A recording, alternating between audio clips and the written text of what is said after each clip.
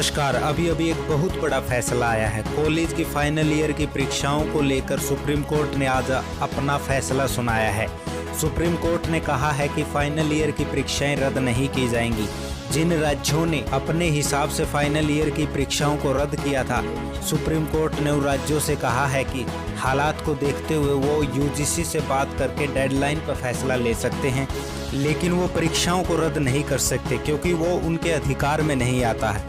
परीक्षाओं को करवाने और न करवाने की जो जिम्मेदारी है वो यूजीसी की है, वो उसी के अधिकार में आता है, तो इसका फैसला यूजीसी ही कर सकता है। वहीं यूजीसी पहले ही गाइडलाइन जारी कर चुका है। यूजीसी ने कहा है कि फाइनल ईयर की परीक्षाएं 30 सितंबर से पहले ही करवाई जाएंगी। वहीं आज सुप्रीम कोर्ट के फैसले ने उस गाइडलाइन पर मोहर लगा दी है।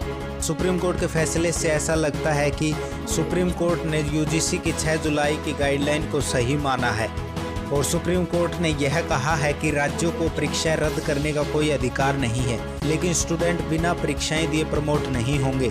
हालांकि मौजूदा हालात में डेडलाइन को आगे बढ़ाने और नई तारीखों के लिए यूजीसी से सलाह करके फैसला लिया जा सकता है, लेकिन राज्य परीक्षाएं रद्द नहीं कर सकते।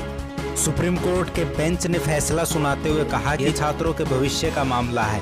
देश में हायर एजुकेशन के स्टैंडर्ड को बनाए रखना बहुत जरूरी है। वहीं सुप्रीम कोर्ट ने राज्यों को थोड़ी राहत भी दी है। कोरोना की इस महामारी में सुप्रीम कोर्ट ने राज्यों को कहा है कि इस महामारी के बीच में अगर वो परीक्षाएं नहीं करवा सकते तो वो यूजीसी की सलाह से परीक्षाओं की डेट आगे बढ़वा सकते हैं। हम आपको बता दें कि यूजीसी की गाइडलाइन को चुनौती देने वाली अर्जी जो सुप्रीम कोर्ट में दाखिल की गई थी, उस पर 18 अगस्त को आखिरी सुनवाई हुई थी, लेकिन उस दिन सुप्रीम कोर्ट ने अपना फैसला नहीं सुनाया था क्योंकि कई राज्यों की दलीलें सुनना बाकी था। इन राज्यों में महाराष्ट्र, पश्चिम बंगाल, दिल्ली और उड़ीसा शामिल है। इन राज्यों ने परीक्षाओं को रद्द करने का फैसला खुद ही ले लिया था। वहीं यूजीसी ने सुनवाई के दौरान राज्यों के फैसले को बिल्कुल गैर कानूनी बताया था। सुनवाई के दौरान सरकार ने कोर्ट में अपना पक्ष रखते हुए कहा कि फाइनल ईयर की परीक्षाएं करवाना छात्रों के हित में है। सरकार की ओर से यूजीसी का पक्ष सॉलिसिटर जनरल तुषार मेहता ने रखा था। उन्होंने कहा है कि परीक्षाओं के मामले में नियम बनाने का अधिकार यूजीसी के पास है। कुछ छात्र भी फाइनल ईयर की परीक्षाएं रद्द करवाने की मांग कर रहे थे।